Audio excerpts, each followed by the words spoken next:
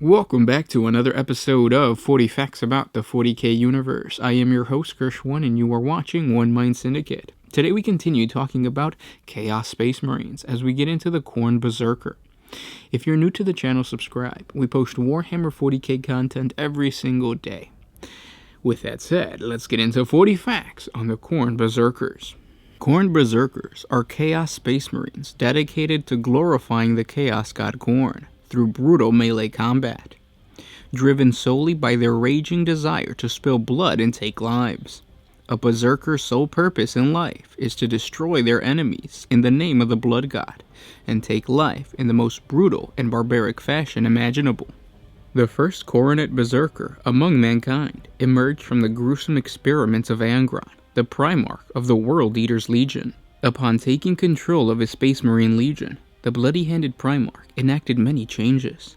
Knowing how successful his own cortical implants were at boosting a warrior's prowess in battle, Angron ordered his Apothecarion to insert the same butcher's nail implants within each Astarte of the World Eaters Legion, to enhance aggression and pain tolerance far beyond that which even a gene-engineered flesh of a member of a Space Marine Legion was capable.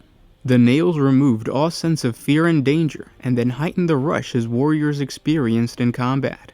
The majority of those Astartes implanted with this technology were absorbed back into the 12th Legion's line units, while those deemed perhaps too unstable for such tasks joined a growing number of near-Berserker assault units, known as Rampager Squads.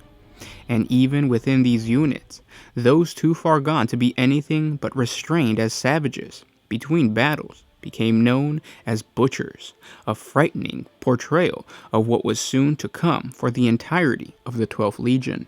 In the aftermath of the slaughter of the Dropsite Massacre on Isfahan 5, an event that the Masters of Bot learned of after the fact, a delegation of senior World Eater apothecaries, aided and advised by peers from the Emperor's Children and Wordbearer's Legion, arrived there unannounced. They quickly assumed command of the induction facilities and instigated a series of revisions to the 12th Legion's recruitment practices.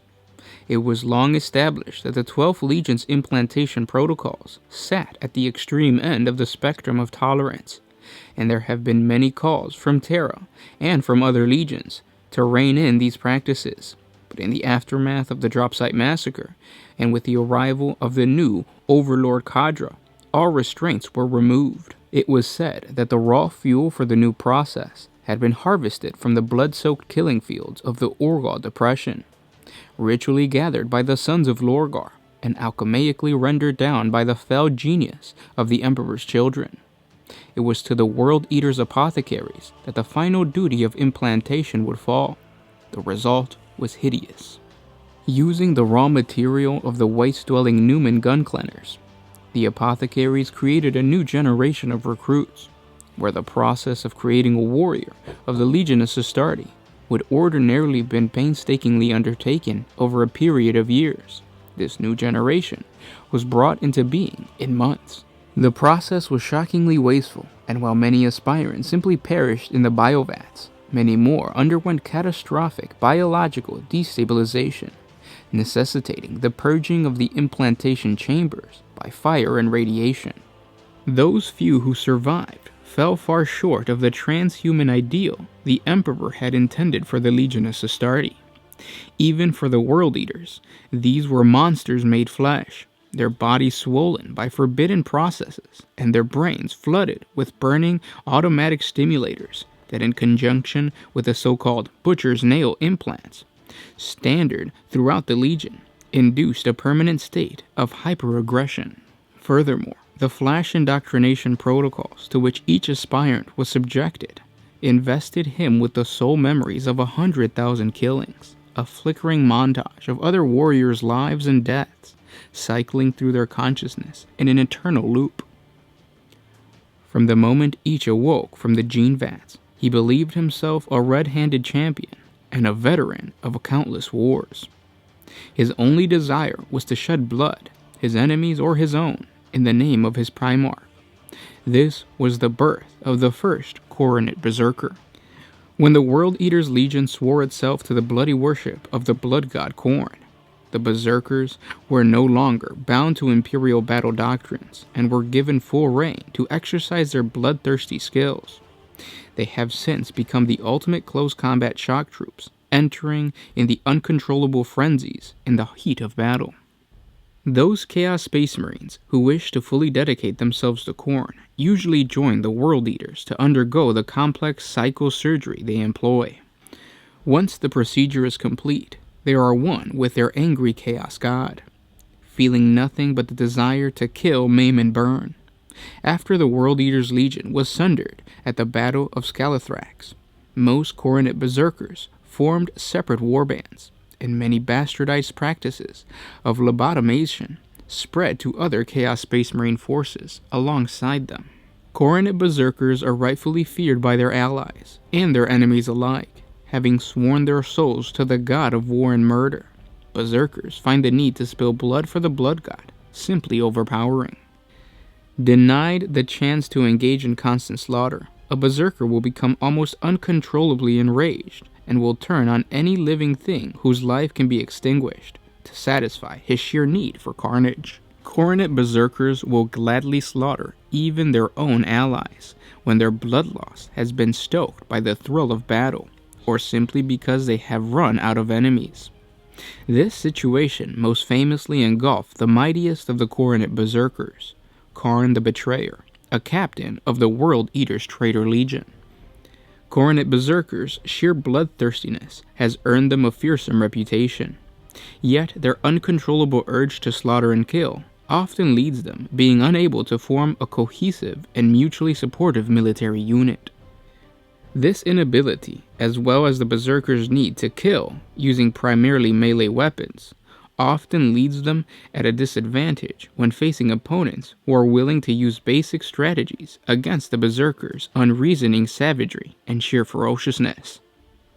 Berserker warbands show a wide variety in numbers and unit strength, and will essentially lend their aid to whichever side in combat offers them the greatest chance to kill and slaughter in the Blood God's name, even if these actions actually aid the Imperium or another of the Chaos Mortals' enemies. Savage fighters that revel in the bloodiest hand-to-hand fighting in the perpetual quest to offer blood and skull to Khorne. Berserkers carry many vicious close combat weapons into battle, many wielding roaring, adamantium-bladed chain axes, although the chainsword is ultimately favored. The Chaos Champion that led each Coronet warband can sometimes be seen hefting heavy, baroque weapons aligned with diamond-sharp teeth that can chew through enemy vehicles and get at the crew inside. Ritual knives are worn into battle, the blades of which are only ever used to hack heads from necks.